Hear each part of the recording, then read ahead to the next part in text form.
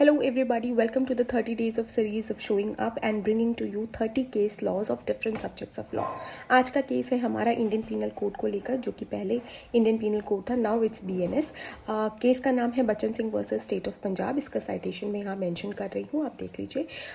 इस केस के सबसे पहले हम डिस्कस करेंगे फैक्ट्स, इश्यूज और इसका जजमेंट। अब इसके फैक्ट्स क्या हैं? बच्चन सिंह एक आदमी थे जिन्होंने एक मर्डर कमिट किया था और उसके लिए उन्हें लाइफ इम्प्रिजनमेंट मिलता है। बाद में ये वापस बाहर आते हैं और एक और मर्डर कमिट करते हैं। नाउ सेशंस कोर्ट जो क्या करता है, इनको डेथ पेनल्टी दे देता है। अब जो मिस्टर बच्चन सिंह है वो डेथ पेनल्टी की कॉन्स्टिट्यूशनल वैलिडिटी को चैलेंज कर देते हैं।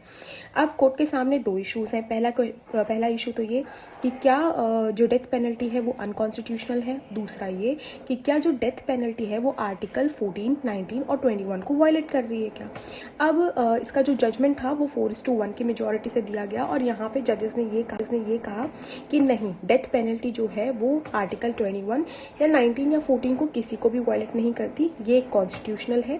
लेकिन यहाँ पे एक और डॉक्ट्राइन को इंट्रोड्यूस किया गया जिसका नाम था doctrine of rarest of the rare case.